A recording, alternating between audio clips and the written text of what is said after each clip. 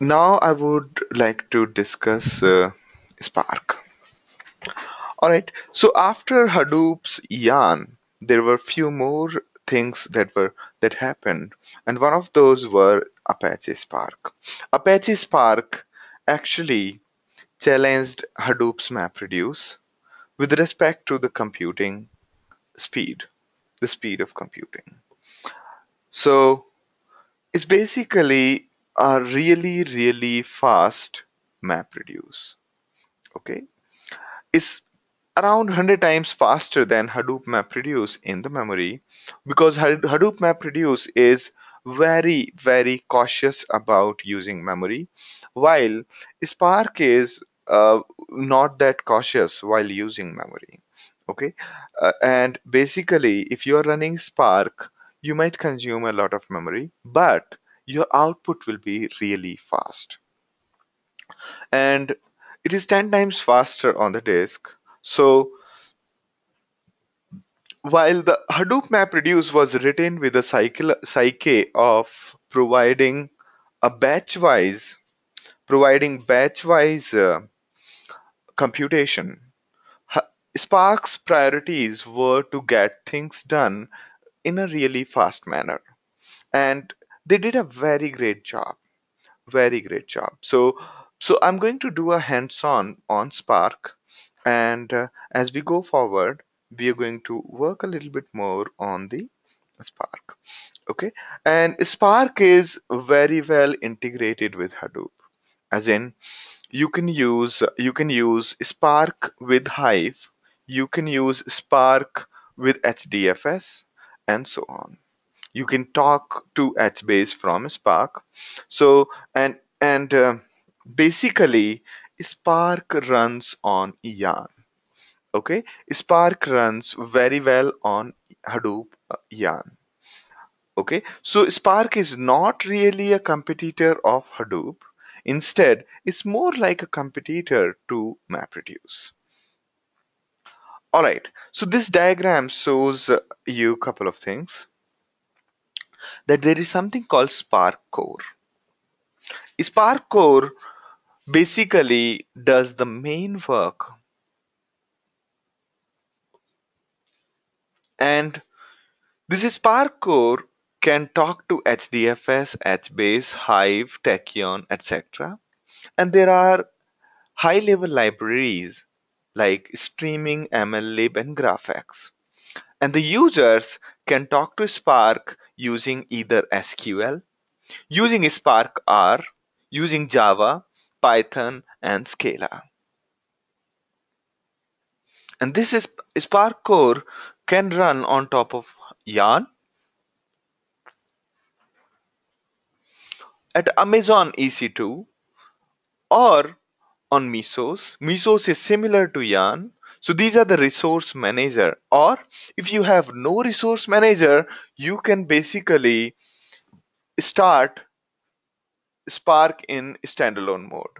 Meaning you can set up a cluster of Spark in your network, okay, by itself without having to use any resource manager.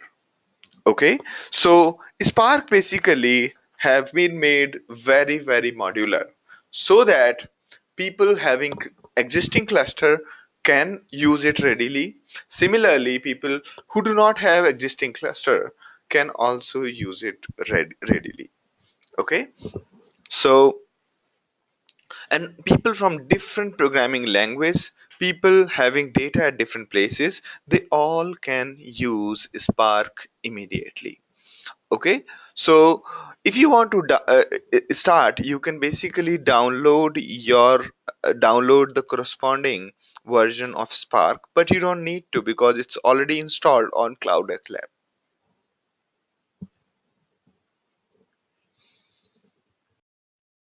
So you can start right away on the CloudX Lab. So you can log in into your account and just run PySpark. That's it, and you will be in the Spark.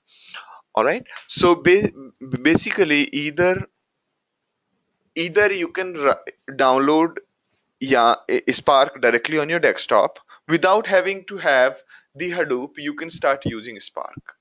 Or you can download Spark on a Hadoop cluster, and if you specify where is your Hadoop, it will basically run on top of your Hadoop. Okay. If you are on another resource manager than Hadoop, you can use something else. So Spark is really fast MapReduce, which can run on all kind of resource managers. Okay. And in our case, we are going to use PySpark, which is Python interface to Spark. Okay. So how do we do? Let it run. So we can run PySpark here.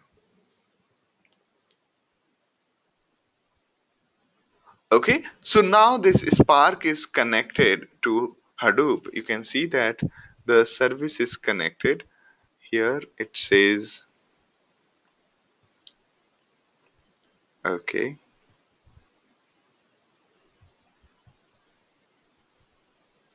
all right. So now the server is running on 44 to 94.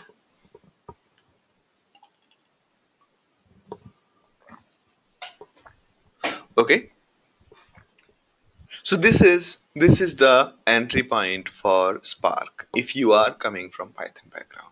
And if you look at it closely, this is nothing but the interactive console of Python. So Spark guys, rather than instead of creating the console from the scratch, what they did was they used Python console. Okay, if you are from coming from Scala, you can use Scala console. If you're coming from Java, you can write the same code in Eclipse and start using Spark.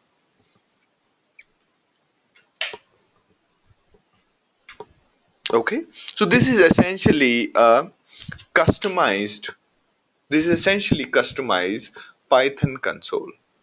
Okay, it has got their Sparks banner, but it's basically a Python console.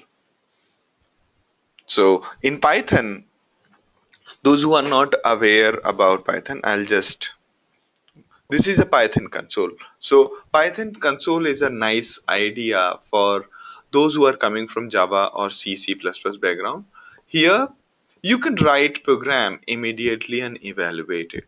Like for example, I am using it like a calculator. Your every expression get executed immediately. For example, I want to run a function, so I can define my function.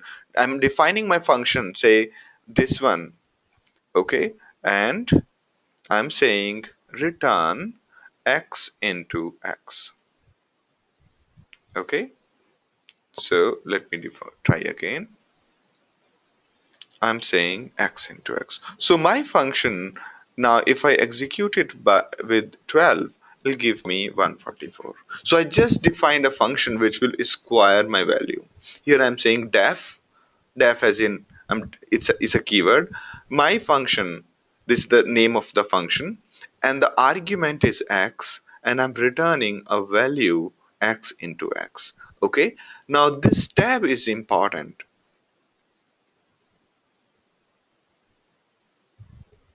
So because Python tries to identify the blocks based on the tabification. So you have to ensure that instead of putting the curly brackets the way you do it in Java or C++, you put the space in front of it. Okay. So now you can see I can keep on executing my function like this. Also, I'm not, so you can see that instead of writing so much of code, I just wrote like two lines of code to define my function. It's just 2 lines of code. And that's the beauty about using Python. If you have not programmed for quite a while, or you are very new to programming, I recommend that you learn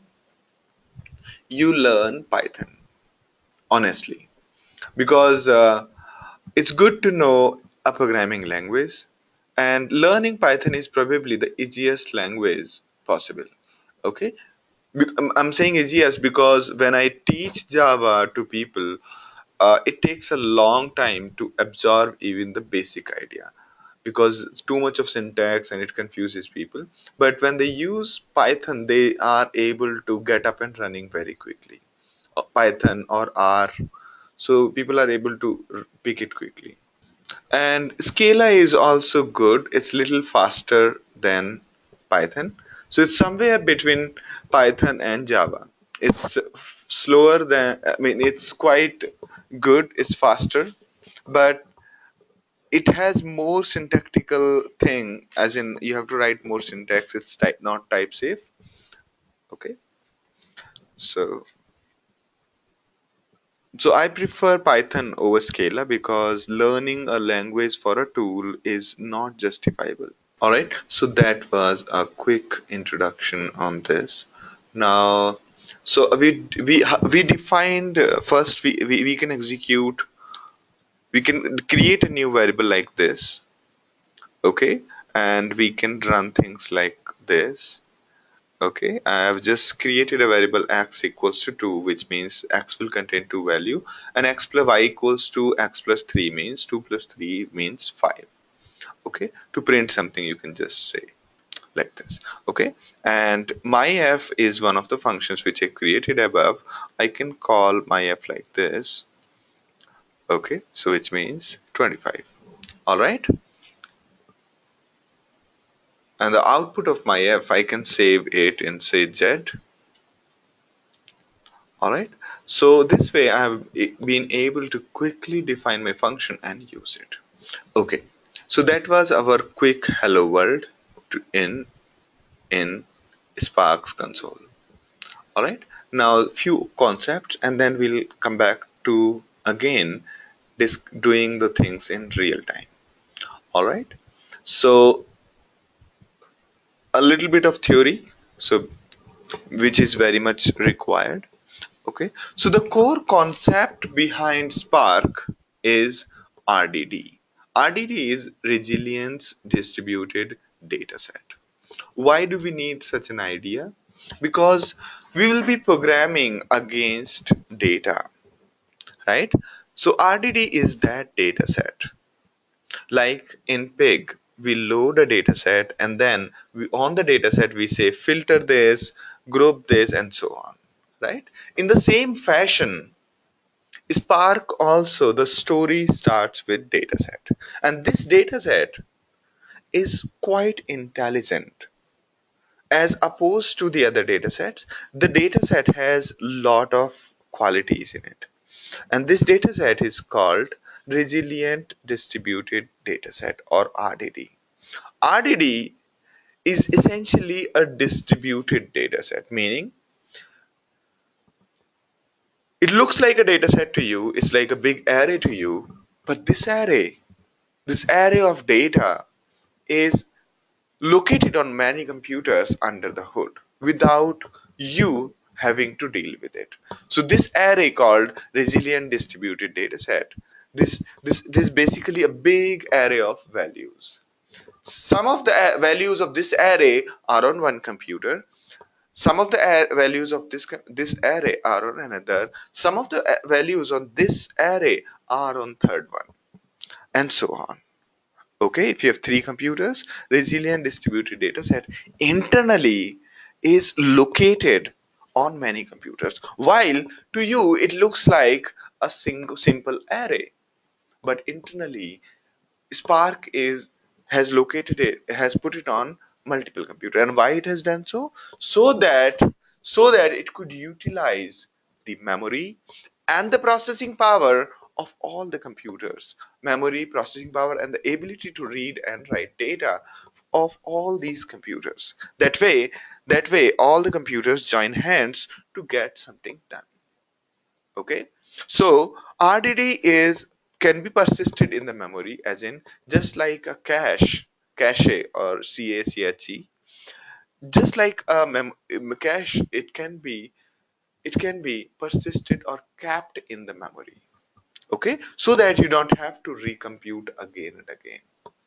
Okay, so this data sometimes is just pointers Okay, this RDD is sometimes just made up of pointers saying this part of the data will come from that part of file and this part of the data will come from some other part of some other file. Okay, and sometimes it's actually the data which is located into the memory. Okay, this RDD can auto recover from failure.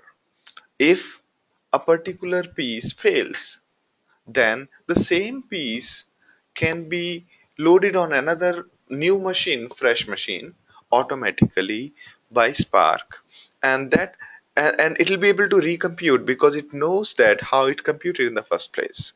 Okay, so if the cached data, if the node containing cached data crashes, it will relocate to another node and will be recomputed again.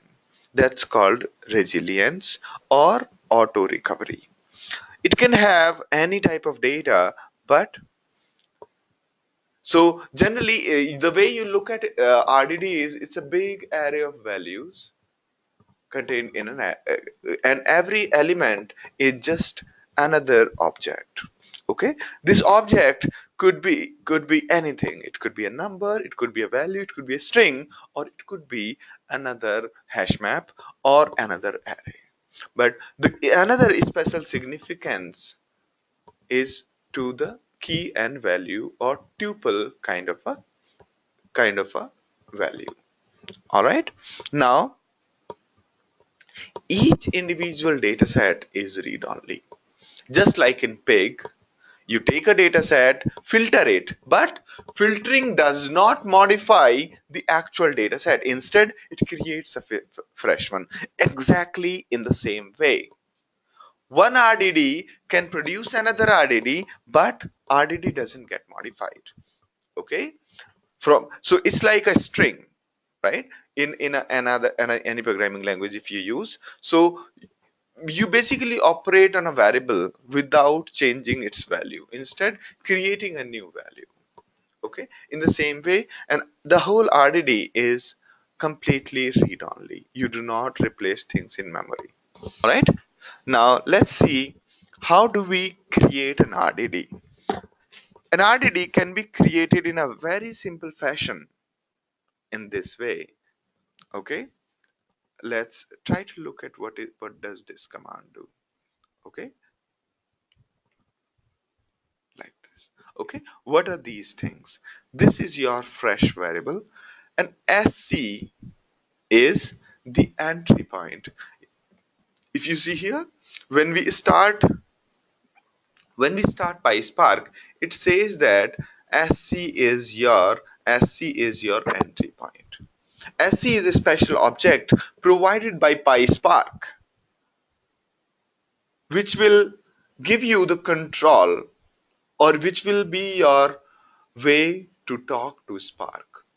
Okay, SC means Spark context. So we are saying, hello SC, please parallelize our data.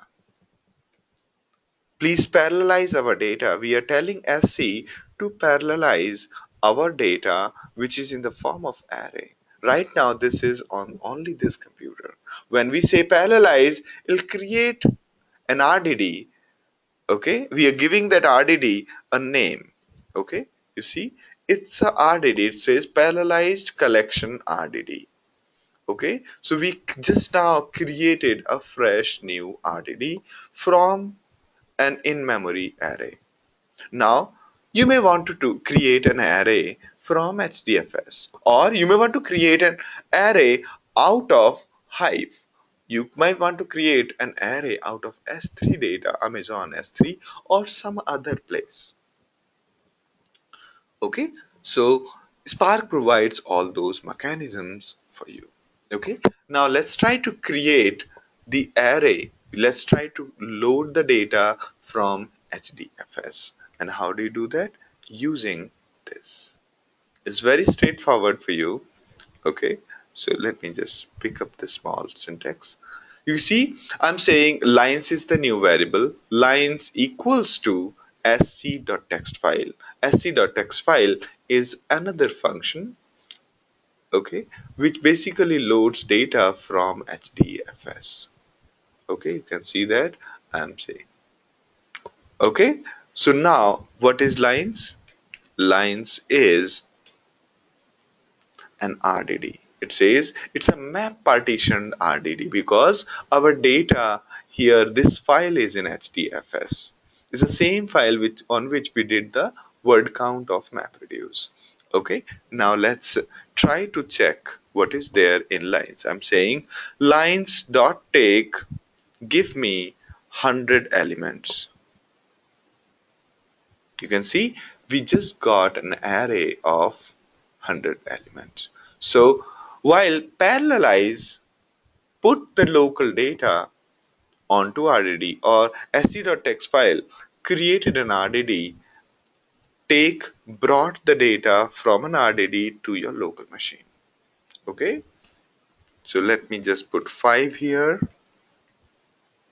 You can see here it's an array. When I say take 5, it gave us an array of 5 lines, array of 5 elements, where each element, you can see from here to here, this is a single element. Okay, comma separated single element. So you can see that. So it's basically U means Unicode. Okay, this string is unicoded. That's how Python represents it. All right, so we just created an RDD. All right, once we have created RDD, then we can start operating on RDD. Just the way after we loaded data in pig, we started doing all kinds of operation. We are also going to do similar kind of operation on each of these RDDs. Okay, on each of these RDDs. Now, question is, what kind of operations can we do on these RDDs? There are two kinds of operations, two vague categories of operation that are supported on RDD. One category is called transformation and other is called action. Okay, what does transformation do? Transformation basically translates elements, okay, while action executes and brings data back to you. Okay, let's take the analogy with pig again. In pig, the whole process was executed when you did dump or store. No action was taken unless you say dump and store in pig. Similarly, in Spark, unless an action is executed, nothing will happen. Okay, when you execute any transformation, Spark says, okay, fine, I have made the note of it. When you execute the action, then I'll do the actual stuff.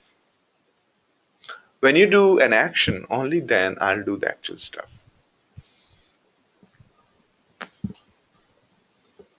Okay, so now let's try to compute the line lengths.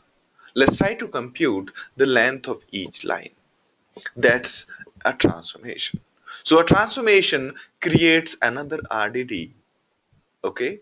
Or you can say that symbolically it just notes down how to create another RDD, but it will do that, do the actual work only on an action. Just the way when we said dump or store in pig. Okay, in the same way, unless you execute a action, transformation would not be executed.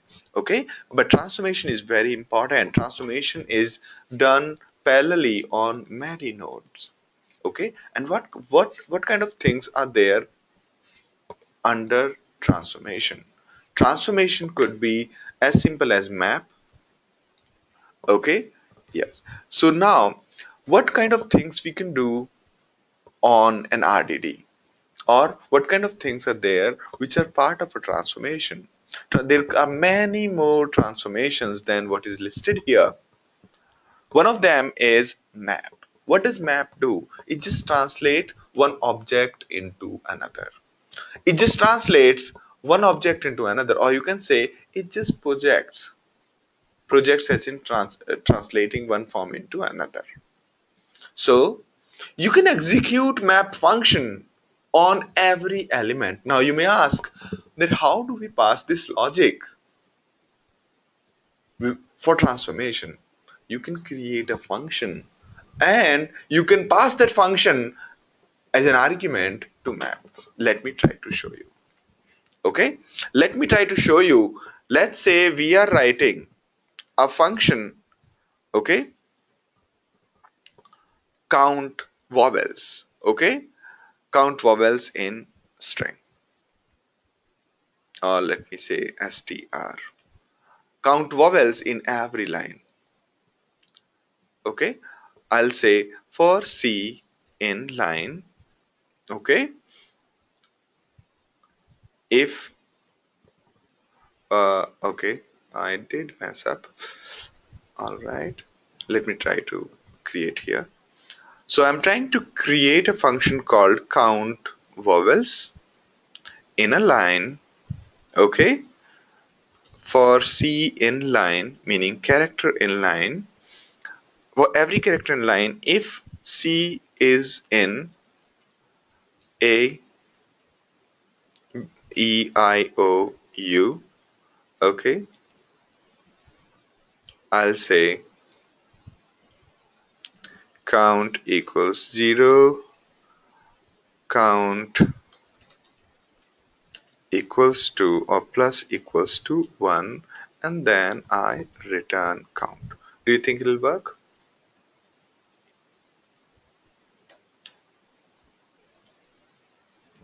Let me just check this. If yes, that's wrong. Alright, this is better. I'll have to remove the square brackets. And if I say good, so if I say X and false, brilliant. So that's the beauty of a console, that you can quickly check what's there. Now let me just copy paste my code. Okay, so count vowels. Let's test whether this function is working fine. So right now we have just written a function which counts number of number of vowels in given string. So right now it has counted, okay, so it has counted that there are 5 vowels in my name. Okay, there are total 5 vowels in my name. Good. The only problem which we did was we did not translate it into lower. Okay, we could say lower. All right, let's try to do the convert it into lowercase. Okay, I'm saying, will it work? Good. Perfect. So it's working fine. So we've just created a function called count vowels. All right. Now, what was the name of RDD? Yes. Lines contains all, and lines is equal to a big array where every element is the individual line. Now, what we are going to do is we are going to say lines dot map, meaning run my function called count vowels on every element of the array of the lines, okay, meaning my count vowels will be executed against every line in this data set. Okay, so my count vowels is going to be called how many times? Equal to the number of lines. Okay, so I'm going to say vowel in file. Okay, so vowels in file, and you can see lines.count. Okay, you can see that there are these many lines, 1,28,000. So this function, when we say map, my count vowels is going to be executed 1,28 times. 1,28 times. Okay, now I'm going to call I'm going to start the execution. I'm going to say dot dot say take 10. When I say take 10, then the actual work starts. You can see that first line, okay, first line is having 20 vowels, and let me try to check. Let's reconfirm. Okay,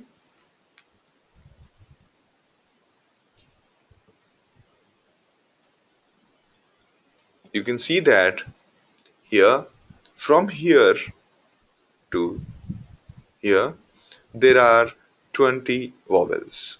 Is this true? 1, 2, 3, 4, 5, 6, 7, 8, 9, 10, 11, 12, 13, 14, 15, 16, 17. Looks like there are 20. Yeah, I think I missed a couple of those. Okay, and second one, this one must be 7. 1, 2, 3, 4, 5, 6, 7. Okay, no, I think I missed 1, 2, A, E, I, O, U, right? 1, 2, 3, 4, 5, 6, 7. Good, good. So effectively, we have been able to count variable in each line.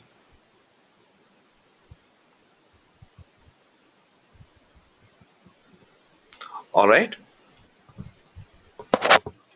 So, so we have successfully created something called vowels in files. This is another RDD. Okay. I think I should basically give you this piece of code. It's going to be useful to all of you. Okay. So one is this, we created this function. Afterwards, what did we do? We executed this. Okay, before that, because this is not there anywhere, I'm just trying to.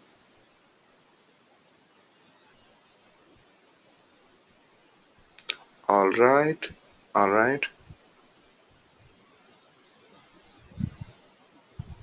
all right, good.